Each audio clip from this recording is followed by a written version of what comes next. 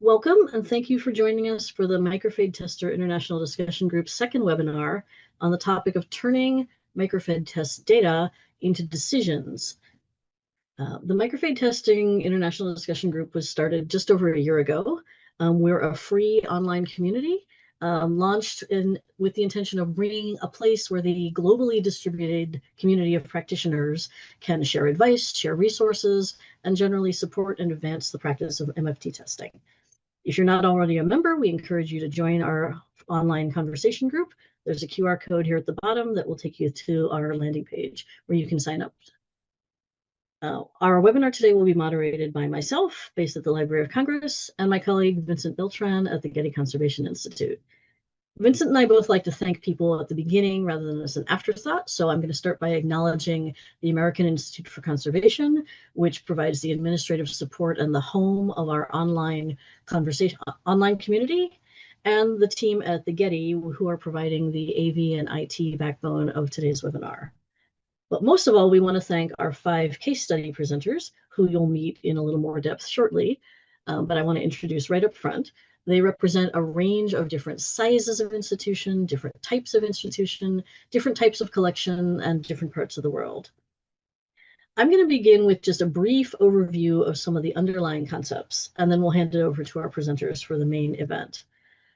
When we're thinking about light-induced damage to a collection item, there are 3 factors that determine the total light energy reduced by that object, and that's the duration of the light exposure, the intensity of the light, the number of photons per meter per minute, and then more subtly, the type of the lamp, because different types of lamp carry different amounts of photochemical energy based on their spectral power distribution.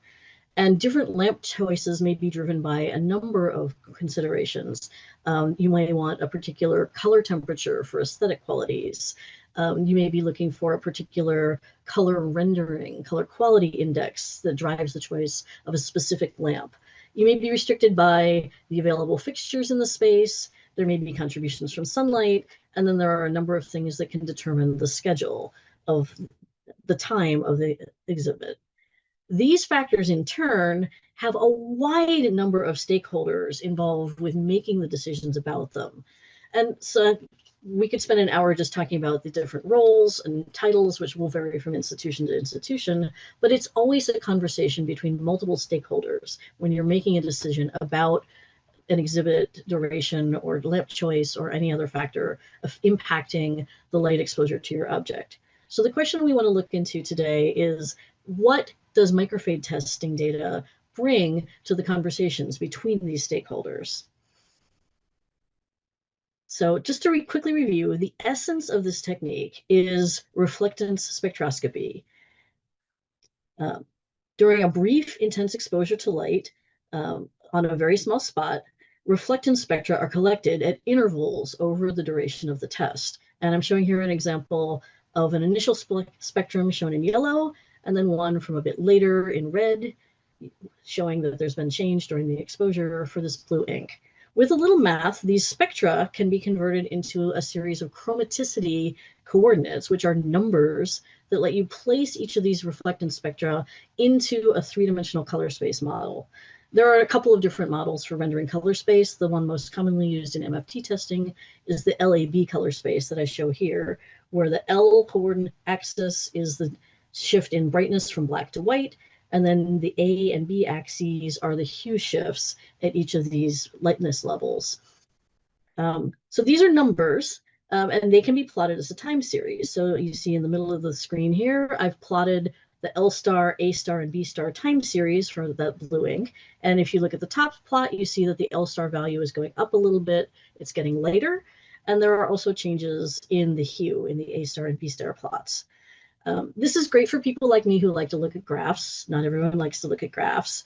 You can display this by projecting these chromaticity changes onto the LAB axes, which I've sort of schematically indicated on the left, with the black arrow showing something that's blue becoming more white and slightly different in hue as well. The magnitude of that total movement through the color space can be calculated, and that is the number the numeric value known as delta E, which can be expressed as a total change over the course of your test or plotted against time. And that's what most microfade test dating output looks like. Delta E, either total values or time series plots. That's great. That's a number. What does that tell us about how to make a decision in terms of, number of days and number of lux? Well, most typically, the delta E values are used in the context of a well-studied series of dosimeters, the blue wool scale. And there are a couple of ways that this can be shared. One of the most common ones is to also do the light sensitivity test on a set of blue wools and show those time plots as sort of a reference ladder that your sample data is plotted against. So in the example on the right, in the plot on the right, you see blue wools 1, 2, and 3 shown in shades of blue, and then 3 inks from our test object shown here in black, and they all fall between blue wool 1 and blue wool 2. Again, not everyone likes to read graphs, so this can be displayed as a numerical table of blue wool equivalencies. You see that on the left here, and you can even highlight the ones that jump out as being most sensitive with boldface or color highlighting as you like. You can also display that graphically for people who like pictures better than numbers, which is probably most of us. So here in a different example, the 3 blue wools are shown, and their total delta E over the course of the test are shown in the first 3 bars. And then the series of spots tested on this particular object are shown in color coordinated bars across the rest of the plot. So we still have to translate this back into days and photons. So one way you can do that is with reference to this 2004 standard issued on how to assess, control, and report color damage to museum objects by light. This is all based on chamber tests and outdoor exposure tests on a wide range of materials over many years. The problem is it's not very granular. See, it only places things into 3 broad categories of low sensitivity, medium, and high. And we would really like to be more granular than be able to say, well, it's somewhere between blue wool 1, 2, or 3, or maybe even a little worse. So with a little more math, you can generate things like this heat map, which takes your measured delta E for your object, and then with a little projection, can give you a range of anticipated visual changes under an assortment of either time and light exposure levels. Give you a sense for like what combination is going to take you into the danger zone where change will be noticeable. There are also tools available online where you can model that and visualize that more predictively, color by color, by plugging in your expected parameters and visualize the predicted change to a particular spot or color on your item. Once you've identified something as being sensitive, there's then a range of possible decisions and actions that can be taken, ranging from the least interventive to progressively more interventive and more complicated to implement. The most common ones people think about are either asking for a lower light level or a shorter exhibition period, but there are a number of different ways to achieve both of those goals and a number of other possible options to pursue. And I think with that is quite enough from me. And I'd like to turn it over to our first case study presenters. Our first case study is going to be presented by Rio Lopez, who joins us from the Academy Museum of Motion Pictures in Los Angeles, California. Thank you, Cindy. Hello, everyone. Thank you for joining us today. I'm Rio Lopez, as Cindy said, an objects conservator at the Academy Museum of Motion Pictures. The Academy Museum is one of the newer museums in the area, having opened in 2021. The museum's permanent collection includes materials from all aspects involved in the production and post-production processes of filmmaking. As you can imagine, the collection ranges in scale and material, like our beloved 25-foot long shark that you see in the photo on the left, from the 1975 film Jaws, known as Bruce, that is made of fiberglass and hangs in the spine of our building. So here at the Academy Museum, we use a more recent model in the microfade testing equipments produced by Photonovi. For those unfamiliar, this version of a microfade tester is an automated contactless system that uses an LED light source.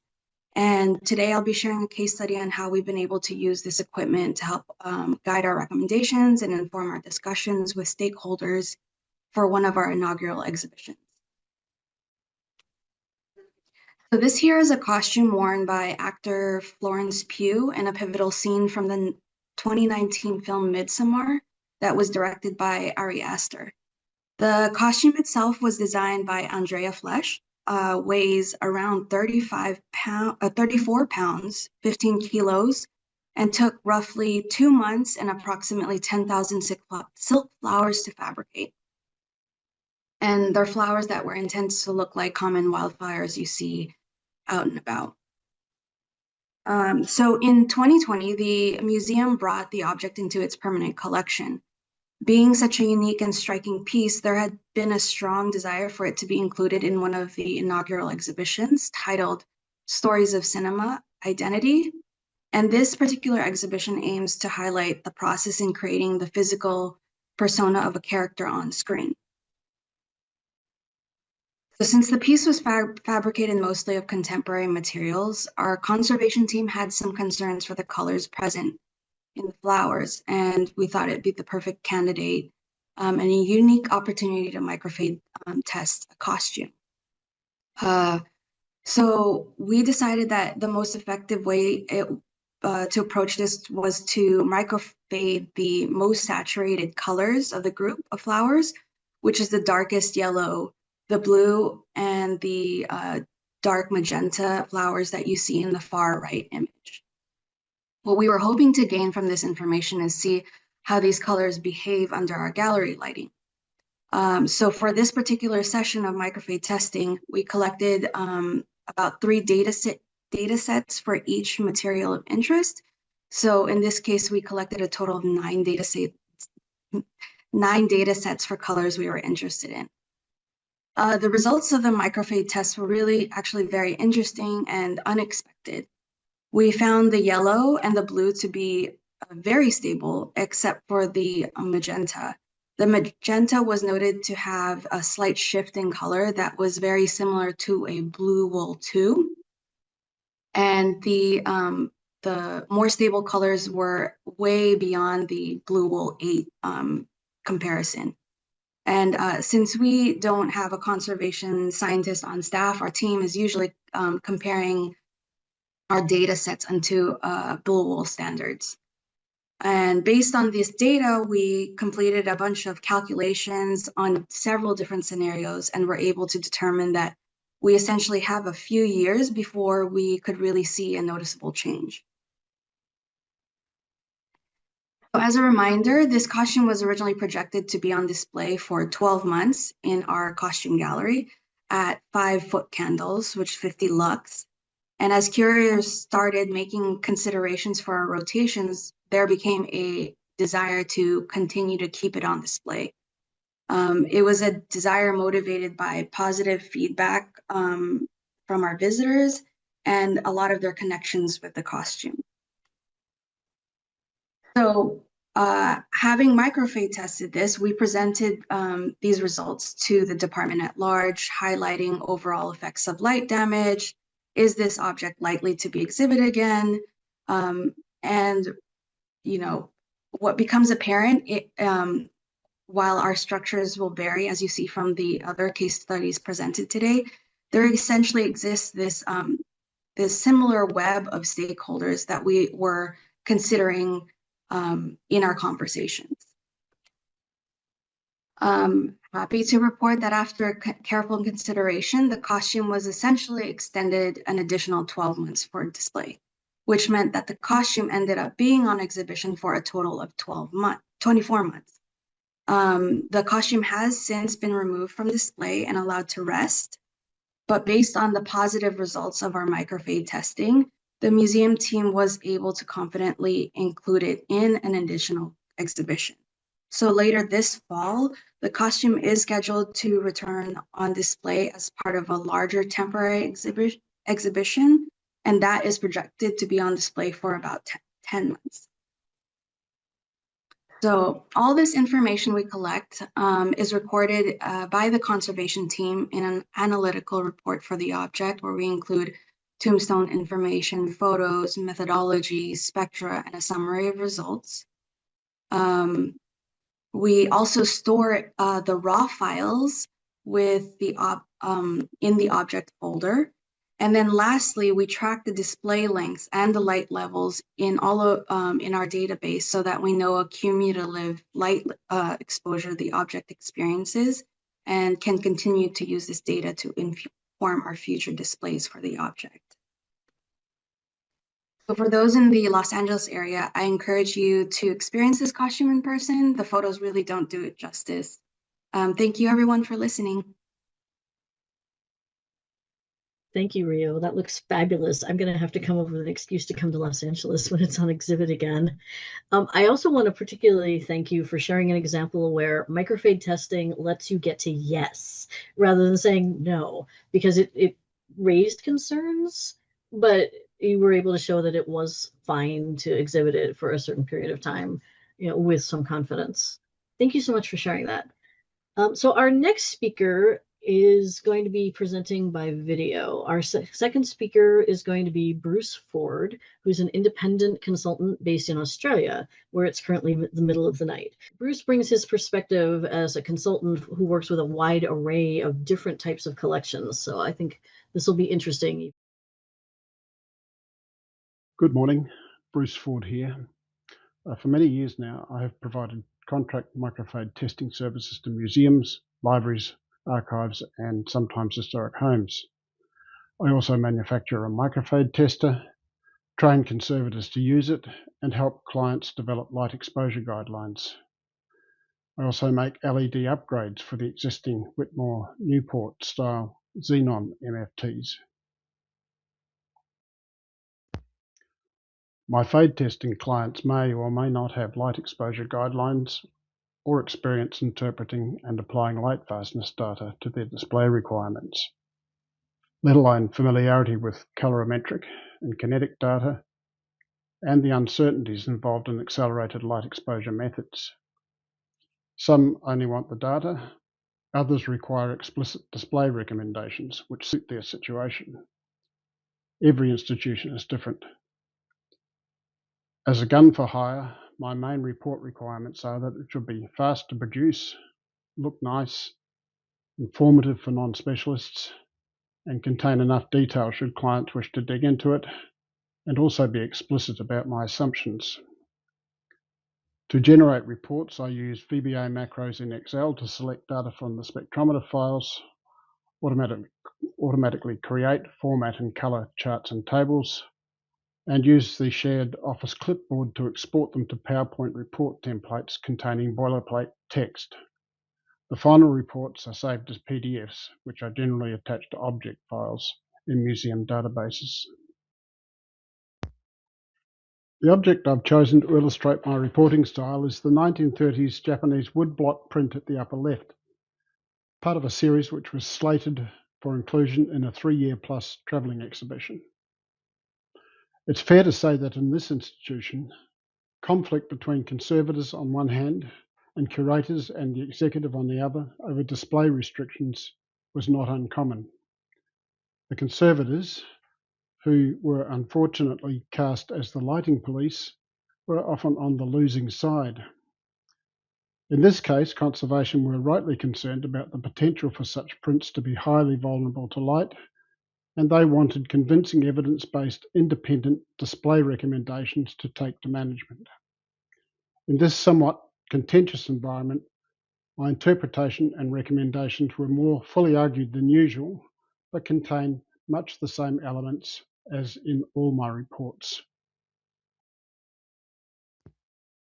I am going to start not with the first page of the report, which contains my summary and recommendations, but with the last pages, which contain black background information, disclaimers, and references. I don't know if anyone bothers to read these, but they are topics I often need to raise. In EndNote 1, I explain that the results of microfade testing are necessarily uncertain, or as James Carville might have said, it's accelerated, stupid. In Note 2 is a discussion of how fading is calculated and the data behind the blue wool fading rates. In Note 3, because it's a question I'm often asked, I discuss why the bleaching of yellowed paper under test is not necessarily indicative of its long-term fate. And in Note 4, I explain the basis for any exposure recommendations I might make, including a significance test, which, together with the fading data, constitutes a risk assessment. This asks the reader to consider what values are likely to be lost if fading occurs and addresses the likelihood that the most significant items in any collection are more likely to be in higher than average demand for display and therefore at greater risk over time. Then there are references. The last page contains more references, an example of a significance-based light exposure guideline from the National Museum of Australia, which I helped to develop, and a highly simplified schematic of the LAB colour space to help with interpreting the A star, B star, and lightness changes. All of this is already in the pre-formatted PowerPoint user templates I mentioned before. This is not the first page of the report and the summary and recommendations either, but usually the second.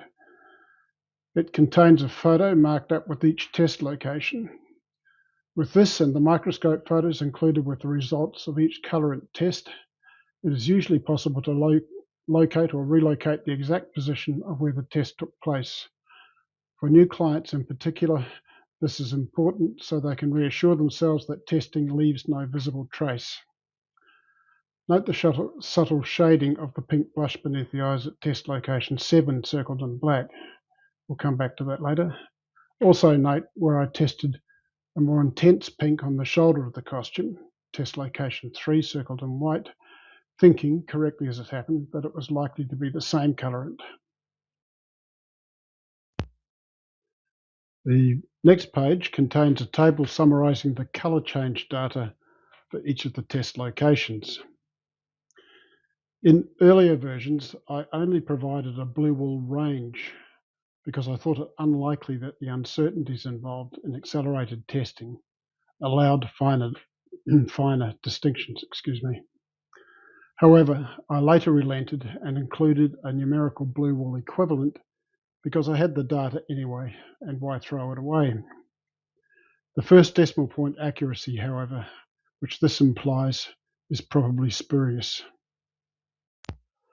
Next is a bar chart comparing the colorant fading, delta E, to the ISO blue wool internal standards exposed under the same conditions. In my experience, this chart and the summary is about as far as most curators and many conservators read.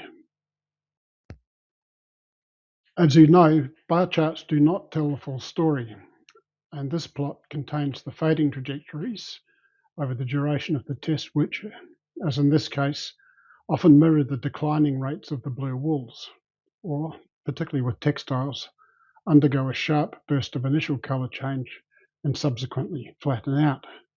This is not always true, however. For example, here in this chart featuring blue ballpoint pen inks, I've bolded a trajectory in black in which the fading occurs at a constant rate from start to finish, and a second, red, where the fading rate increases as it proceeds, possibly due to autocatalysis. I really don't know if these curves are real or artifacts of acceleration. However, to be on the safe side, I'm far more conservative in my exposure recommendations for them. I have observed serious fading of such colorants in real life. Next, the individual colorant tests. Here's sample position 1, a mauve color. These changes contain the AB chart with an arrow indicating the direction of color change, and an insert box with lightness change and delta E.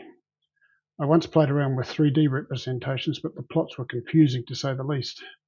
To the right is a brief plain language description of the color change, and below that a microscope photo of the area tested. And on this colorant page, I pointed out that the light dot in the microscope image is not a faded spot from the test, but a means of identifying the test location. This information is not necessary for regular clients, but more than one fearful conservator or curator has assumed that complete fading of the test spot had been the cost of testing. And finally at the bottom, a plot of the starting spectrum, red, and the final spectrum, black. I'll skip through the rest of these until we reach sample position 7, the pink blush below the eye.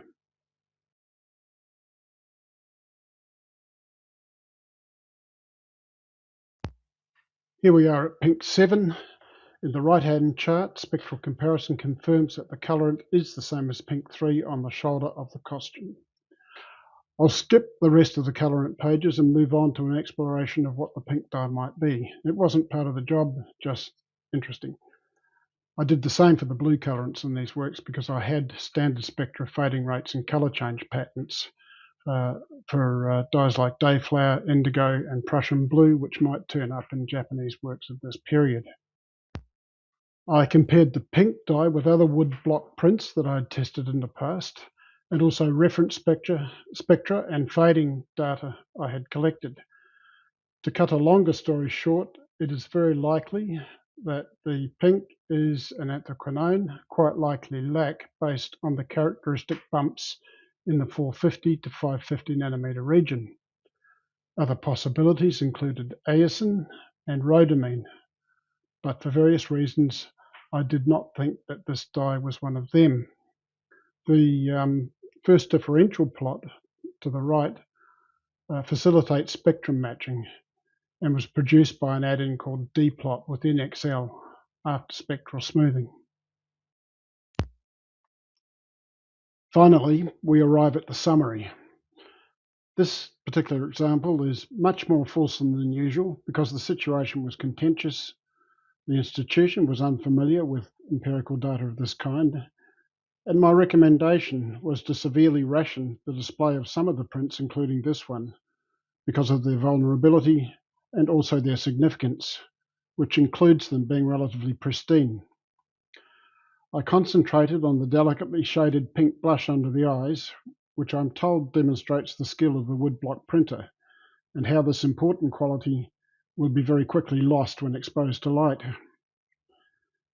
The summary contains accession data and a photo of the work, summarizes the main findings and explains some details, discusses the pink dye and consequences of its fading, sets out the criteria for an exposure recommendation, which in this case I was asked for, and I recommended not or only really displaying it and why, with a reference to a similar decision made by the Netherlands National Museum, and also possible pink dye identification.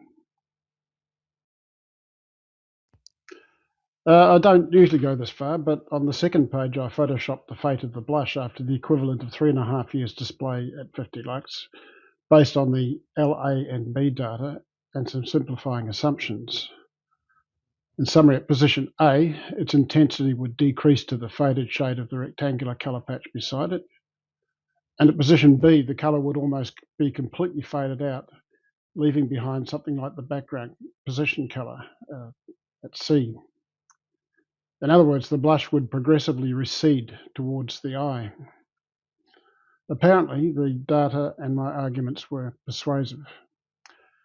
Two of the other prints in the series, which lacked the pink dye, were much more light-fast overall, but I'm not sure if they were finally included in the exhibition, but this one was not. Thank you so much for listening, and also thanks to Cindy for organising the event. Right, so with that, I will note that since it's the middle of the night for that speaker, he's not going to be joining us for the panel discussion, but if anyone has particular questions they'd like to address to Bruce, go ahead and drop them into the Q&A anyhow, and we'll try to connect you after the fact somehow. I'd like to now turn things over to our third presenter, who will be live again. This will be Patricia Silence, who joins us from Colonial Williamsburg, here in Williamsburg, Virginia. Hello. Can't even say good day because we're all over the world. I work at a large institution, the Colonial Williamsburg Foundation. has large scale everything. Collections, if we include our archaeological collections, are in the millions. Surface area, we are over 300 acres, and staff, we're probably 1,500 employees here. We have a remarkable collection that includes decorative arts, American folk art, archaeological media, architectural sites and fragments, and then rare books and archives.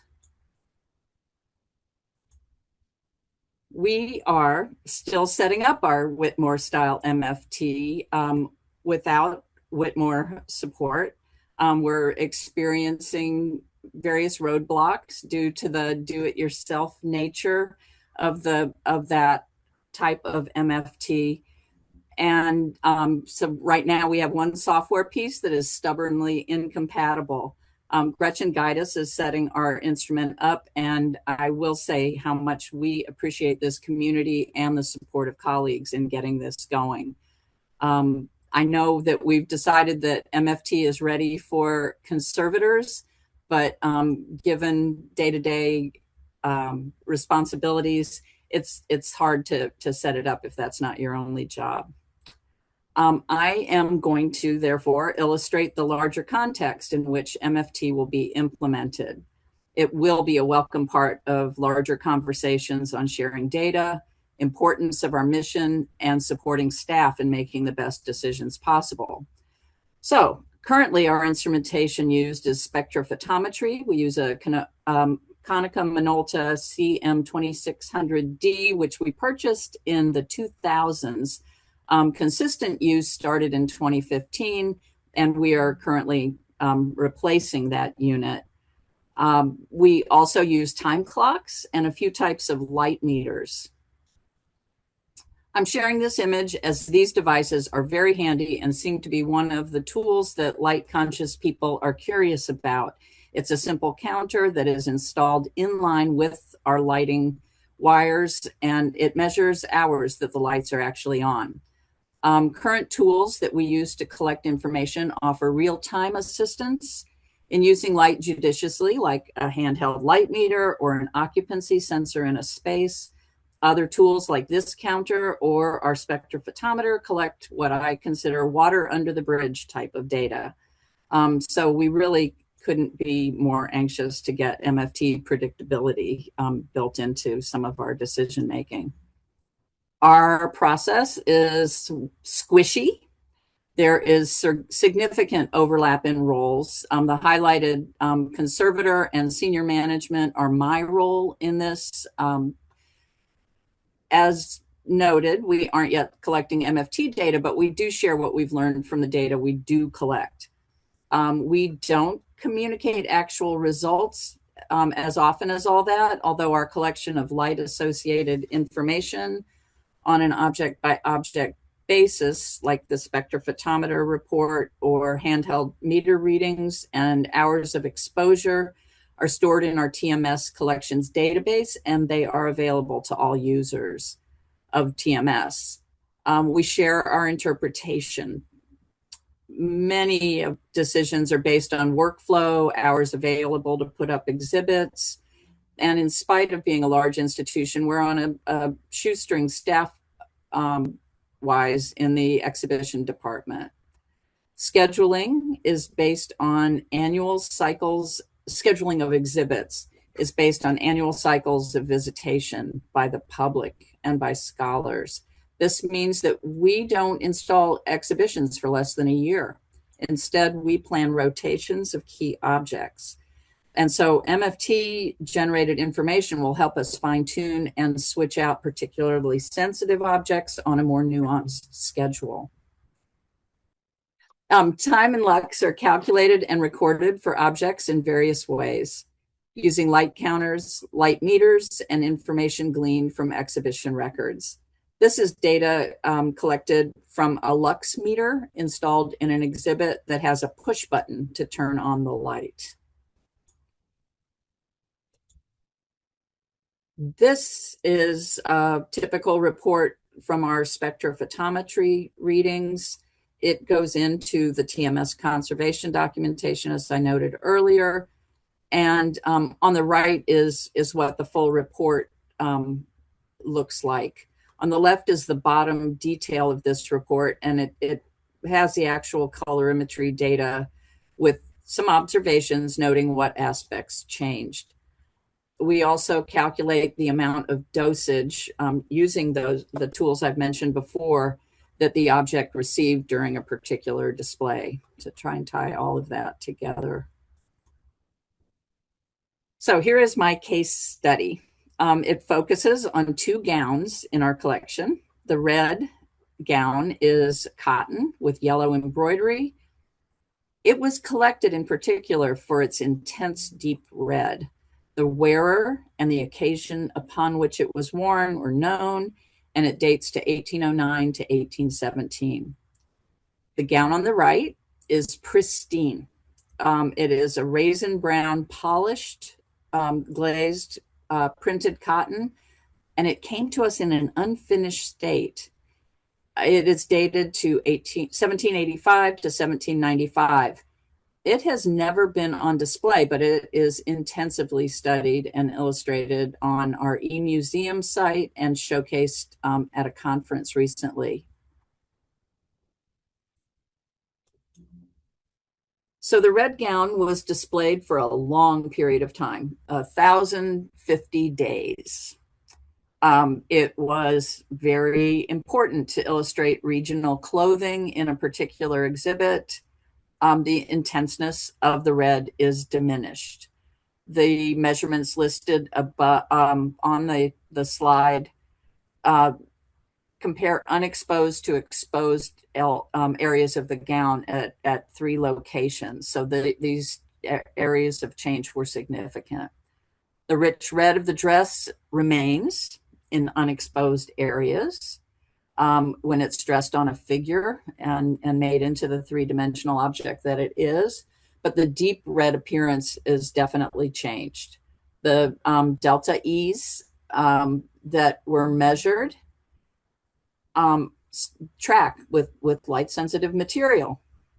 This information is all from our report and illustrate for you the data and its degree of light sensitivity, again, based on water under the bridge. So the red dress was requested for a loan, and although it had been on long-term display, it was loaned yet again back to the Virginia county in which the wearer originated. The exhibit was at the local museum, and it was tied to commemoration of an important local event. The raisin-colored dress, however, with its glazed finish, makes for a finish that, that reflects a lot of light scatter. And so we're kind of curious to know how MFT is going to affect that. There's far less tolerance for change on this overall because of the nature of this object.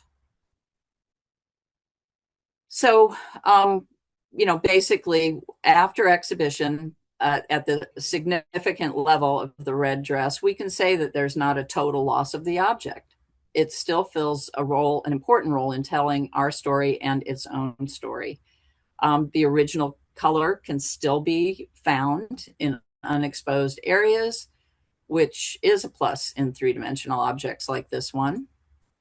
The raisin dress, however, is available on e-museum and to scholars to study in person, and is particularly helpful to our historic trades.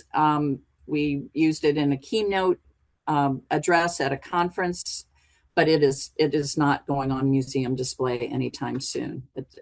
And it may remain a study object. I guess we're used to study collections often being some of the things that are very rough and shouldn't be exposed, but this might be a difference in that. Anyway, thank you. Thank you, Patricia. That was a really nice comparison between the 2 different dresses with their different histories and different questions about both of them. That was great. Thank you so much. All right, now we're going to switch gears again. Our 3rd presenter will be Ian Langston, who joins us from the Auckland War Memorial Museum in New Zealand, where it is currently unspeakable hour of the morning. Ian has bravely woken up and will be here for the panel presentation, but he did pre-record his talk just out of an abundance of caution. So we'll be sharing that video presentation next. Kia ora. My name is Ian Langston and I'm an objects conservator at Tāmaki Paenga Hira, Auckland War Memorial Museum, located in Auckland, New Zealand. Our collections here include social and war history, Tonga Māori, Pacific collections, archaeology and applied arts, documentary heritage, and natural sciences, and it encompasses almost every kind of material imaginable. There are numerous stakeholders at our institution that collaborate together to make decisions relative to the display duration and light levels that collections are displayed at. At Auckland Museum, conservators primarily undertake microfading analysis, with the recent addition of a conservation assistant who is quickly getting up to speed under conservator guidance. Once microfading is complete, the conservator will present those results to the appropriate curator and on rare occasion to lenders or artists through the loans officer. When agreement has been reached about an appropriate display duration and light level, again the conservator will communicate this to the whole wider project team to ensure that the information and subsequent outcomes are understood by all. Getting lots of data can be overwhelming, so we want to communicate microfading outcomes as simply as possible. We aim to provide as much detail about how each color may change that would be relevant to reach a decision. So, making comparisons between tested colorants and blue wall controls, we aim to communicate these summarized results. This data includes the Delta E CIE 2000 or overall color change, as well as more granular information including changes in lightness and changes along the A-axis from green to red, as well as along the B-axis from blue to yellow, as well as chroma, and changes in hue.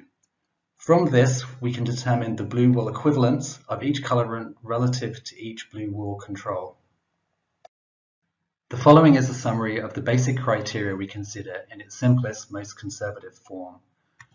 We explain the delta E and the resulting blue wall equivalent, usually of the most vulnerable colorant. We agree a target lifetime, for example, 500 years. Over the target lifetime of an object, we'd permit 10 just noticeable differences. We'd then break down that into just one noticeable difference every 50 years. Again, breaking that down even further by budgeting each 50-year period into 5 10-year blocks. In that way, providing a framework where the object can be viewed consistently throughout its lifetime. Here is an indicative example of a colorant that is of similar sensitivity to Blue Wall 1, which results in a display time of 60 days in each 10-year period. Over the last 10 years, we've been constantly re-evaluating the object-specific criteria we consider to make informed decisions that mitigate the risk of light fading that is satisfactory for all stakeholders. In relation to significance, we are trialing a wider range of potential classifications. For example, instead of rigidly adhering to a 500-year target lifetime for highly culturally significant collections, we're also considering periods of 300 years, 150 years for lesser significant collections, and potentially even less time for actively deteriorating collections, with inherent bias, for example, to represent a more realistic collection timeframe. Another discussion that has arisen from past conversations with curators is the need for a more bespoke object-specific classification and implementation of the role of color information. Classification currently being trialed are importance, average, and smaller. Other potential criteria include significance specific to a context and time, likely future demand for display, previous light exposure and fading, and a framework for qualifying the subjective opinion of an individual curator. To help communicate this data, we sometimes use the report templates that Bruce kindly supplied us with when we first purchased the microfader. A typical report includes specific object collection management information, as well as microfading date and exhibition details, an image of the object showing fade locations, an LAB color table showing all fade data collected during analysis, There's a micro capture of the fade spot location, a graph showing the first and final spectra, and a scatter graph showing the trajectory of each fade. Color change curves, a comparative bar chart, and a table that summarizes each fade run's specific delta E values as described earlier. We recently opened a new small gallery, Te Puna Whakarakai, Jewelry as Statement. One of the objects selected is a sash worn by supporters of the Women's Social and Political Union, also known as the Suffragettes, founded in the UK in the earlier 20th century. It's a 4-year display. Microfading analysis showed that the most sensitive colorant was the dark blue text that reads "Votes for Women," being more sensitive than Blue Wall 1. This is quite an extreme example, but does demonstrate the decision-making process quite well. Here's the bar chart that compares the sensitivity to the blue wall controls. And here's the color change curves throughout the 10-minute fade run. We can see from these graphs and table that as the colorant fades, it gets lighter, moving away from red further towards green on the A-axis. There's very little movement on the B-axis. There's a drop in chroma and a shift in hue. To assist in visualizing the anticipated color change, we've made some simple models that show the original color at the top, sides and bottom. Then below the original color running down, there is a visual representation of color change for each minute of a 10-minute fade run. Here we have the most sensitive colorant from the Votes for Women sash text, alongside the Blue Wall 1 control. Highlighted on both are the markers that show the expected visual change after each just noticeable difference. Alongside those visual tools, we'd begin the conversation with a relevant stakeholder by summarizing the baseline recommendations. At this stage, these are a representation of the most conservative interpretation of our lighting policy. And based on the criteria I previously talked about, this would result in a circa 180 years of the object's 500-year lifetime being used. Then we discuss in more detail the collection value and target lifetime, the significance specific to context and time, the role or significance of color information, previous light exposure and fading, the likely future demand for display, and a discussion around the subjective opinion of an individual curator. This aspect is extremely hard to qualify to ensure that a sensitive object isn't displayed for more than it should be. For example, solely because a curator wants to get it over the line. An important component of this is to schedule reviews of the decisions at appropriate intervals in the future. This is very much an ongoing piece of work for us to get right. So, some outcomes. The collection value and target lifetime is of high significance and remained at 500 years. There was no special significance specific to context or time. The role or significance of color information was agreed to be average in the case of the text. There has clearly been some historic fading, though it's impossible to quantify how much. It was also accepted that a relatively high level of exposure now may result in a more limited display in the future.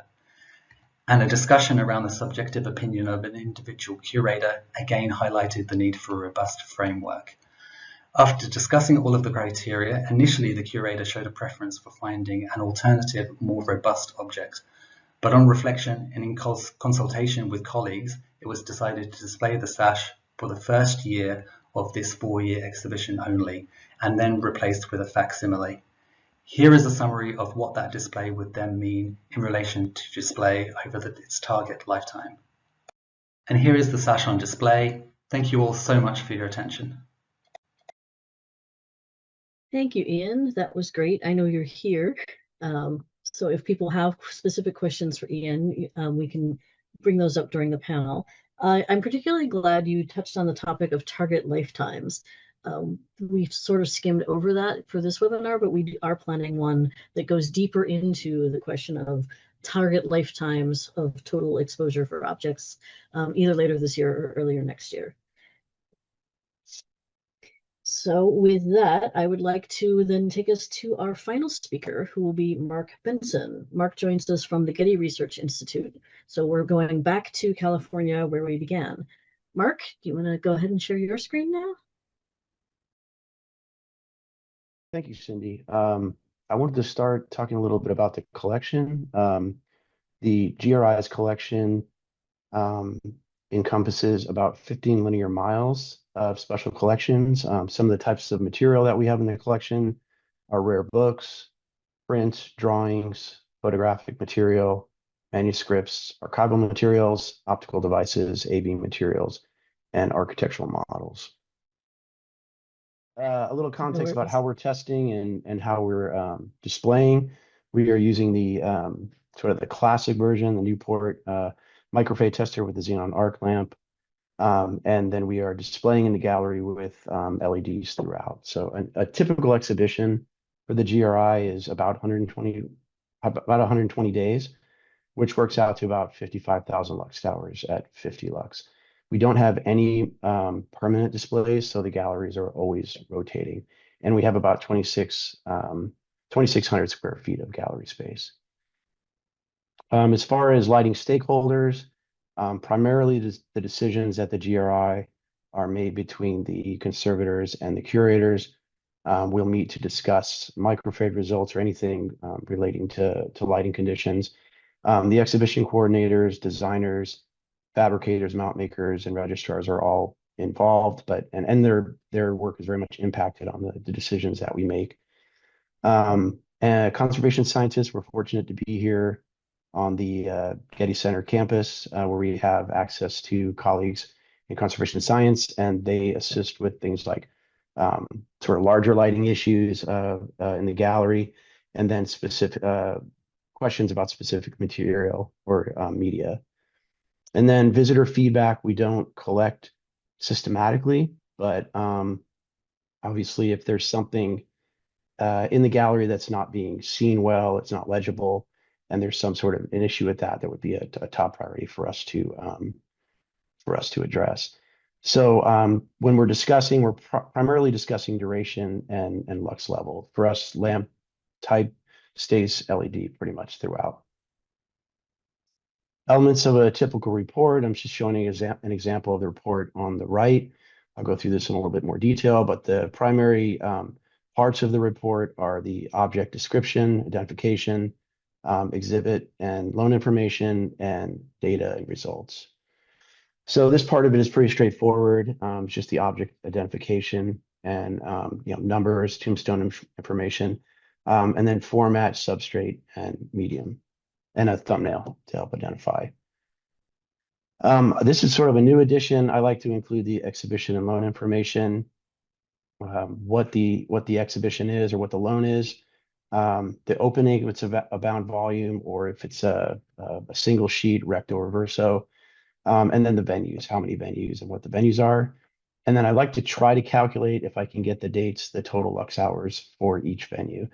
Because in this case, this was a pop-up exhibition at the GRI. It was a relatively short amount of time, and the overall light dose was only 13,000, roughly 13,000 lux hours. And then the last section are results.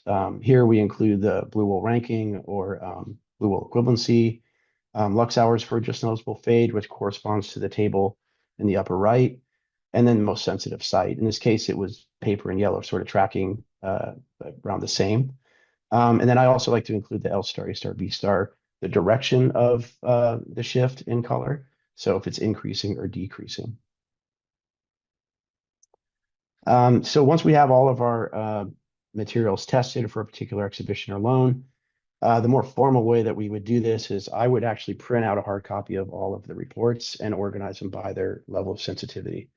And then we would meet with head of conservation, myself, I'm just calling myself here MFT Preventive Conservator. It's not actually my title, but and then the curator, and then the conservator who's working on the exhibition and loan. And we would just go through the material and discuss each group or each object. And so if we're going to take the time to microfade test it, we're probably going to take the time to decide individually, but just to give a general idea of how we enter into these discussions, I put some possible recommendations at the bottom. Things that are Blue Wool 2 to Blue Wool 3 or more stable than Blue Wool 3, we're probably just recommending starting 50 lux for the duration of the exhibition, possibly even multiple venues. For material that's between Blue Wool 1 and Blue Wool 2, we probably might try to see if lower light levels work, or we can incorporate page turns if it's a bound volume, or rotate other items in to distribute the exposure. And then items that are, here's the very high sensitivity category, things that are more sensitive than Blue Will 1, we're probably going to recommend a facsimile or an alternate object. I would add to this, though, as you saw in Bruce's presentation, sort of high significance and normal significance. If there's something that is a Blue Will 2 and it's of high significance, we might, be a little bit more conservative with that. So there's some flexibility built into this where the categories can kind of overlap. Quick case study. This is a group of woodblock prints with watercolor. We microfaded all of these. They wanted to show these in a group on a wall, framed, and we identified this purple watercolor in the 3 prints on the left was highly sensitive. So fortunately, this was from a larger group of prints, and we were able to replace the 3 with the purple watercolor with 3 that did not have the purple watercolor. Microfade tested those, and we were able to come up with a group that worked for the exhibition. And then another case study. This is a album by Ernst Ludwig Kirchner. This is an object I would refer to as high significance in our collection. It's been requested for exhibition alone at least 3 times since I've been at the GRI. And there's about 11 of these small paintings hinged into this album. And on the last request, we decided we would just take the time to microfade all of them, all of the colors, and then rank them based on their sensitivity. And the opening that was requested, we were not able to allow to travel and be exhibited, but we did offer 3 other options that were more light fast. And this is the last thing I wanted to show. This is an example of a light exposure study that we did at the GRI a while back. This is for 5 different felt tip markers on archival paper. There's an image of them at the top. On the left is a typical plot of microfade data. So Blue Will 1, 2, and 3, along with each of the felt tip markers. So you can see the purple felt tip is above Blue Will 1, the green and the blue between Blue Will 1 and Blue Will 2, and then the red and the yellow between Blue Will 2 and Blue Will 3.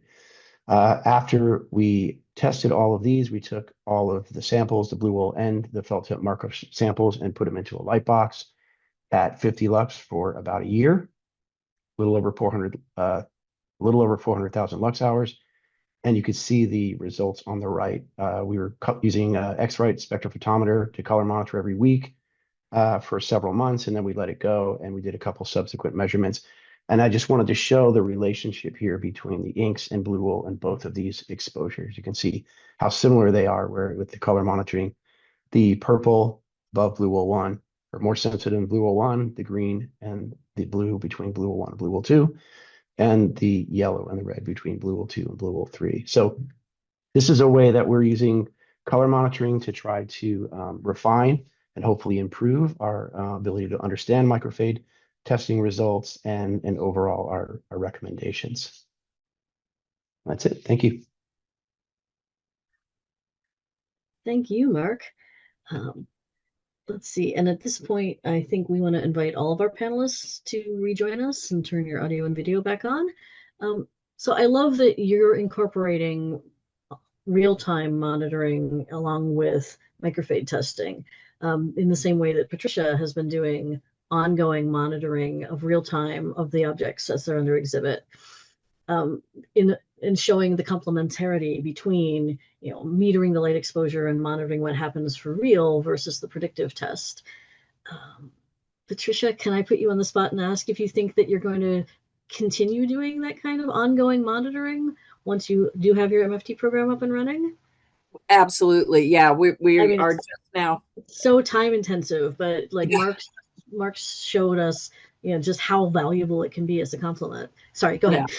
No, I mean, and as it's important for us to, maybe that object's already changed, but, it does give us that predictive information, especially when we can tie a real change to a real amount of time with a real, with a amount of light. So yeah, we will.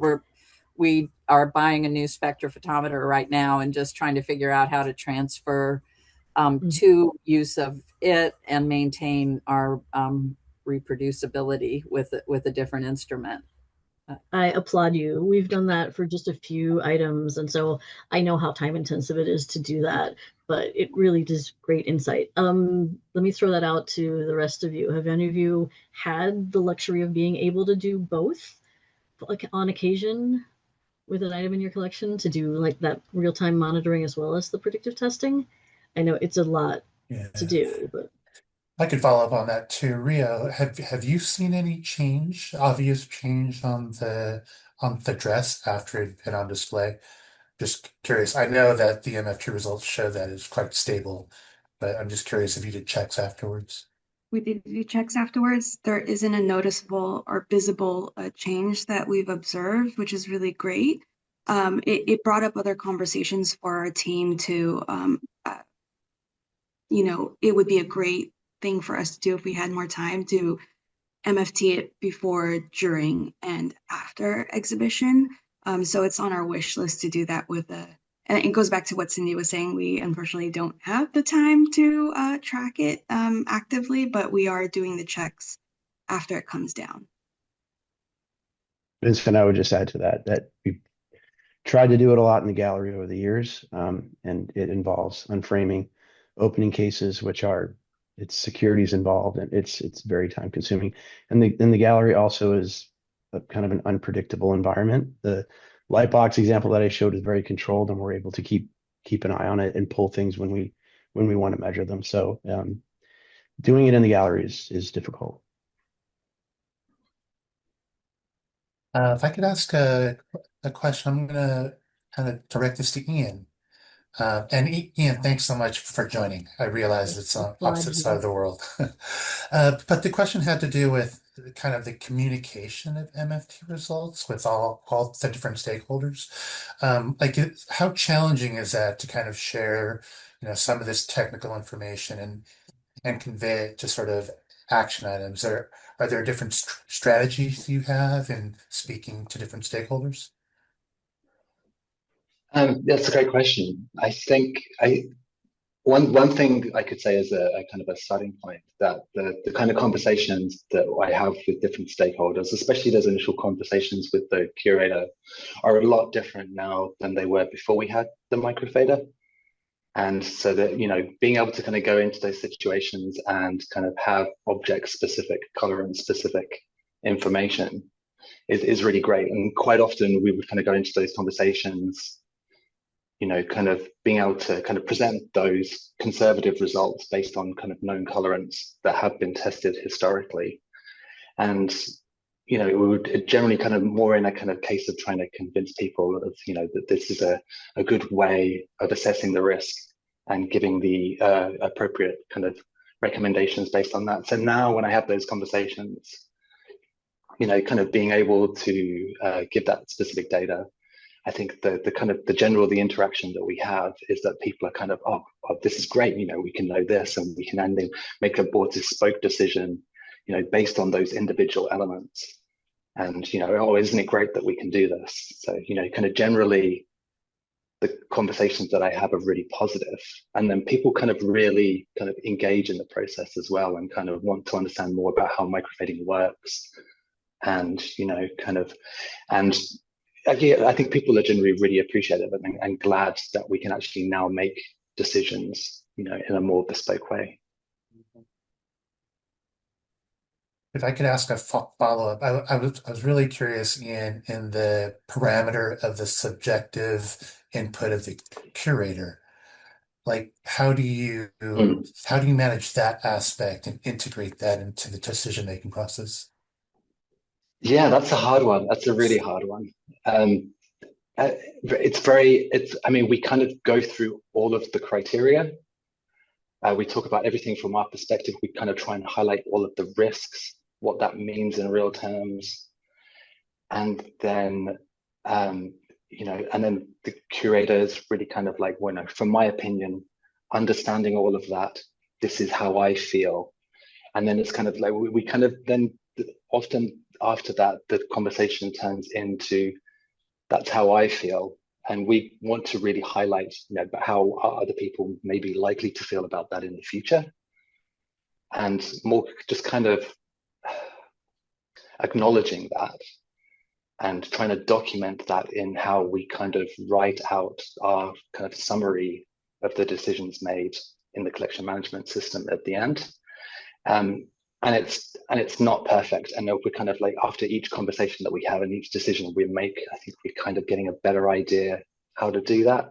And what we really don't know is like how to actually kind of implement those conversations ongoing for those objects in the future as well, so that they're reassessed and kind of, you know, corroborated. It's difficult. And if anybody else is also doing this, I would love to know how they do it as well, because it's very hard. I think that's the struggle is real.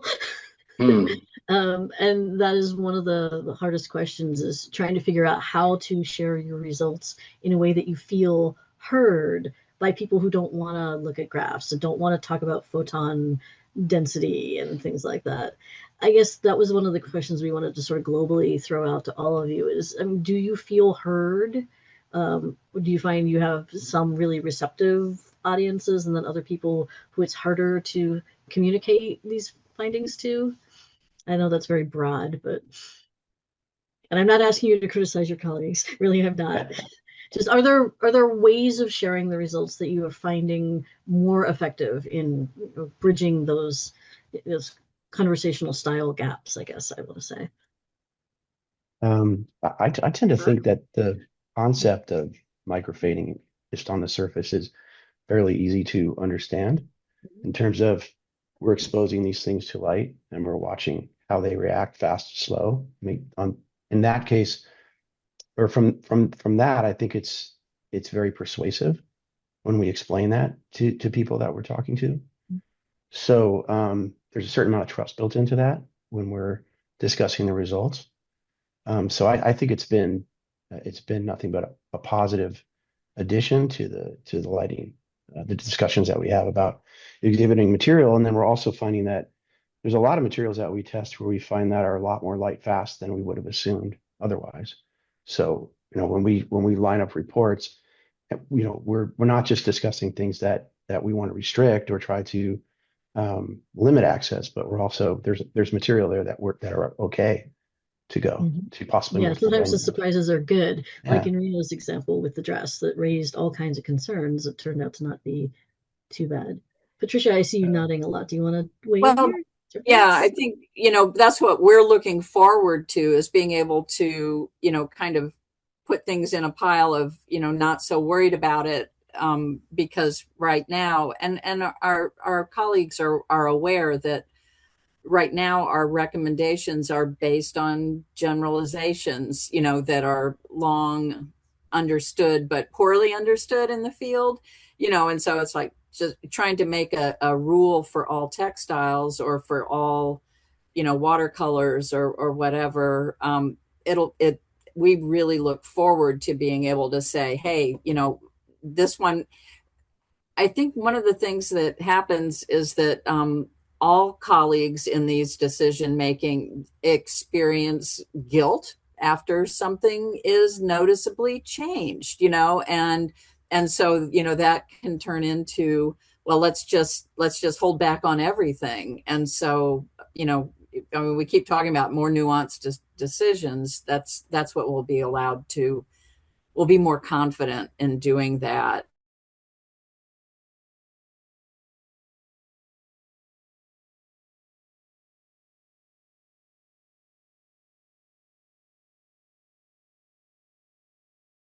These things are being used and they will change. And it's just, you know, so owning the decision of how fast, how far, and, you know, what's acceptable is part of it. And again, it's all just more nuanced. Patty, if I could ask a follow-up question on your case study. So you saw the red dress change over time in exhibition. Like if we were to revert back in time and you had MFT and the MFT showed you this vulnerability, I'm just curious how might have things progressed differently? Or is that a case where accessibility outweighs the potential for color change? That's a really good question, because we're dealing with different curators than we dealt with then. You know, I do think that there's more contemporary museum employees have a better understanding of this of this concept of all the different things that you're doing. Accessibility, right? It's important.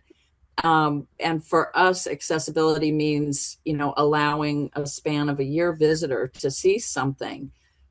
We might have still exhibited it as long as we did, but we might have had more controls on it too at that time. It was kind of in a period when we were starting to do more adoption of these push buttons of, actual, we've talked about cutting hours on exhibits. We're open long hours and we're open 7 days a week, that kind of thing. And so we might have put a little bit more of a brakes on it, but I don't know if the time would have shortened.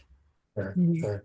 Yeah, and as both you and Ian touched on, sometimes something is just so iconic, so central to the case an exhibit is trying to make, that you don't really have another object that can be meaningfully or adequately substituted for it. And so there are a lot of trade-offs in making these decisions. So I think at this point we might transition. Oh, go ahead. I was going to ask if any of you has anything you're burning to ask each other. No? Right off the top of your head? I think our participants are burning to ask questions. Okay, well then let's you. open So it up. maybe I'll go ahead and start. And I'll start with the question for Ian. How did you decide on the 10 JNF for a useful lifetime for an object? And then how does this relate to CCI's estimate for a 30 JNF for a total fee?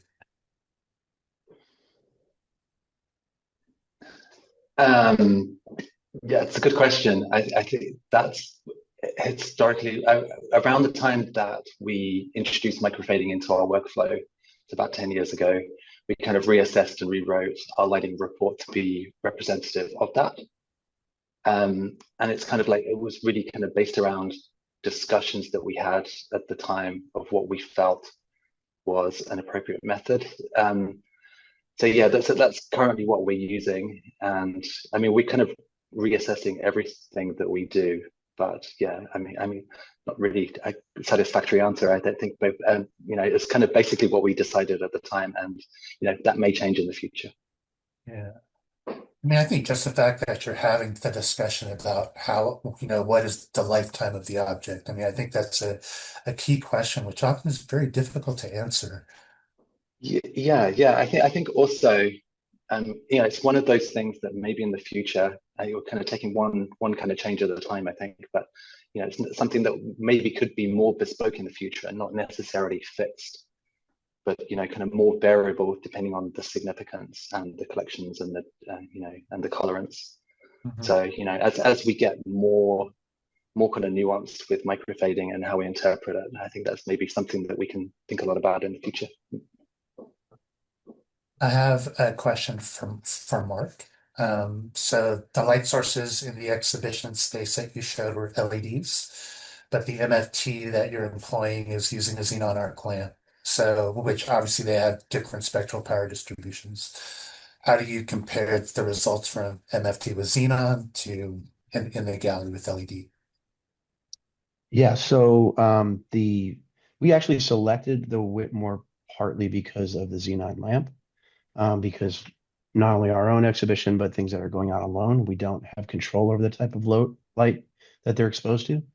So the example with the felt tip marker and the purpose of that particular study was to look at microfade testing with xenon, and then exposing with LED. And the LEDs that we used in the box were the same Sora Vivid. They were just a different size lamp. So you can see in that example the similarity in the response in those two different types of exposure. So that's one way to try to look at that and make sure that we're not underestimating. But I think in all of the samples that we looked at, if anything, the xenon is overestimating. But I couldn't say for sure that that's because of the xenon and the LED. But under those conditions, we are seeing some situations where some samples are showing to be more sensitive under the xenon lamp, under the MFT conditions than in the actual color monitoring with LED. So we're trying to look at that, but that example shows a pretty good agreement between the two. Mm-hmm. Yeah, that is a great question, because the dependence of fading on the light source has been looked at comparing different light sources in chamber tests. But then when you switch to using microfade testing, that's an accelerated test, which introduces some uncertainty. And the question of how much should we be worried about perfectly matching our light source in MFT testing to our gallery conditions is one that's been discussed a lot. And I don't think there's a rigorous answer to that yet, because it's already an approximation as an accelerated test. And I know that Paul had mentioned that he intentionally used xenon in the original design because, as a broad spectrum lamp, it is sort of a worst case scenario. Even though it's not quite what's in use in most galleries, it gives you that broad spectrum output that's closer to natural daylight than a lot of museum lighting. But I would just add really quickly that after the last webinar, I saw Kirsten's presentation, and she mentioned the LED upgrade for the Whitmore that Bruce is offering, and I actually contacted him. So I'm curious to actually try to add that lamp to our setup, and we can have both options to test and do some comparison as well. We've done a couple head-to-heads between an LED and a xenon, and it's a little different. But it's not so different that it's going to tell you that something sensitive is not sensitive, or vice versa. So I have another question, and maybe I'll direct it to you, Ria. The question has to do with, are we applying MFT to each object individually, or are we also trying to apply broader blue equivalent ranges to different object types, assuming you have a large data set? And I think the part of the concern here is, at what point do the assumptions of your MFT data for these object types, does that make you uncomfortable, or is it better to apply the MFT only to individual objects? That makes sense, Ria? Yes, it's a really good question. We are, as of now, applying the MFT to individual objects. And because we haven't had it for very long, and then in having conversations with the broader stakeholders, people are really interested in equipment. And the reason why I share that is because then people are starting to question, like, oh, we should start collecting data sets for every type of material. But then it goes back to, I think, things that we experience as a whole as conservators is time, right? It is another thing on our wish list to collect data for different materials. We have a growing list in mind that we as a team are holding on to. But as of now, we only have capacity to apply data to specific objects of interest, particularly those that are like very popular with visitors, right? So and it comes up particularly when accessibility seems to be outweighing what we recommend as the duration of this exhibition. So I hope that answers it. Yeah, no, it's good. I think that could be a whole webinar, in fact. Patty, a question about your like real world monitoring on the dresses with your spectrometer. How challenging is it to maintain the same sampling spots over a really long period of time? We used Mylar templates that, would be probably, in the case of the dress, I didn't do it, but probably registered to the embroidery or something like that. So, we're not relying on photographs. We're actually punching out the 3 millimeter hole in the Mylar template and annotating like crazy so that we get it registered right. So that's how we're doing it. And then that Mylar template goes into the very rare and few hard documentation that we keep now. Quick question about Delta E 2000, and maybe I'll direct it to you, Cindy. So the question is, I noticed that all of us are using Delta E 2000 over any other Delta E calculation. Why is that? Is 2000 the standard for MFT or any color change report? It is now. Back in the day, it was Delta E76 that was most common in the museum community. But the Delta E2000 calculation was intentionally designed by the CIE team to more sensitively match human color vision perception. So Delta E2000 is not telling us what the spectrometer sees. It's telling us what humans see. And so it's more sensitive to changes in the blue and green region of color space. The math is really, really ugly. But it's meant to make the Delta E calculations more meaningful in terms of how we perceive the changes. And so for that reason, it's become preferred for reporting MFT testing results and colorimetric monitoring changes. It does mean that the use of something blue as a dosimeter is very interesting because we're more sensitive to green and blue, because we need to be able to tell differences in green and blue things as omnivores. And so using that set of blue dosimeters means that if you do the Delta E76 and Delta E2000 calculations in parallel for a set of blue wools, you're going to get different responses. But there's been a shift very firmly away from DE76 to DE2000 by pretty much everyone I know. Yeah, and just to add on, I hope that answered the question. I think very much so. I think to add on to that, like you can use 76. It is an easier calculation to do than yes, and it's easier to explain conceptually too.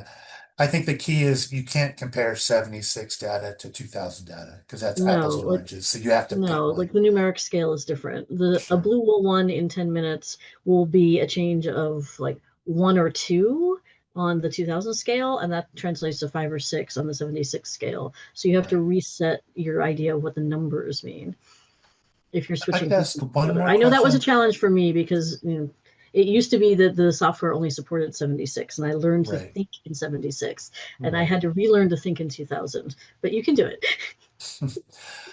One more question, and it actually mentions you, Ian, so I'm going to direct it to you.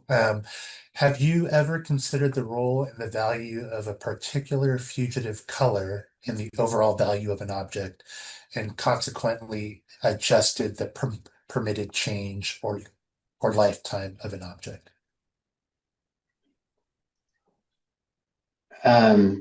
Sorry, Benson, can you just repeat that question? Sure. So have you ever considered the role and value of a particular fugitive color in the overall value of an object? And has that specific color then changed how you permit exposure of that object or lifetime of that object?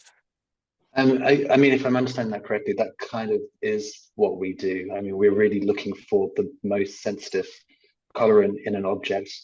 Not always. Sometimes we can consider a range of different colors, depending on the object and how it's going to be displayed with the lighting, etc. But generally, the most sensitive color becomes the most significant thing that we are looking at when we're talking about lighting recommendations for that object. And as far as kind of increasing the value of it, and I mean, the only other kind of value that I can really think of, it's more kind of cultural perspectives. I mean, that's part of the conversation. So there may be a colorant, for example, that is less fugitive, but is more significant, is more relevant to its cultural significance. So, in that way, that can then become the more important kind of information that we'll talk about. Yeah. So that would be a situation where the most fugitive colorant doesn't necessarily define the object exhibition because it's not the most significant color. Absolutely. And I think that's where those kind of conversations become really important, because quite often, we're expressing what we think is the most vulnerable aspects from a color fading perspective. And then really in those conversations with the curator, you're then learning a little bit more about what is significant from their perspective, and kind of combining all of those things together, then that can then change what is the most significant color on an object. Yeah. Right. All right, that covers all the Q&A questions. I think, Cindy, do you want to take us home? Sure. Let's just very quickly wrap up. Yeah, so I just want to thank everyone one more time for being part of our webinar today, both those who joined as attendees and those who joined us as panelists. If you are not already a member of our online community, here's the QR code again, where you can join. It's sponsored by AIC, but you don't have to be an AIC member to participate. And it's totally free and it's totally community driven. We hope that all of you will help us improve the rest of our webinar series by filling out the post-webinar survey that will pop up when you exit this video. We're also going to share the webinar recording once it's ready on AIC's YouTube channel. We have a couple of upcoming events I just want to briefly touch on. At the upcoming AIC Canadian Association for Conservation joint meeting in Montreal, there will be a conference session chaired by Vincent and another colleague of his on shifting perspectives on damage, change, and value in the museum community. This isn't expressly on microfade testing, although that is certainly a part of that conversation. And we think it's going to be a really interesting panel of speakers. We also have a couple of hands-on training workshops coming up, one of which will be a pre-session to that same Montreal conference, one of which will be in Chicago at the Field Museum in March. And registration is already open for both of those. And then thinking a little further ahead, there will be one in Aberdeen, Scotland in September 2026. We also have a couple of things lined up for upcoming microfade testing based webinars. If you have ideas for additional topics, we'd love to hear from you. And we'll be in touch when we have the dates for those presented. Thank you again for coming, and we'll just leave this up for a minute in case anyone needs to grab a screenshot of the QR code. Thanks again.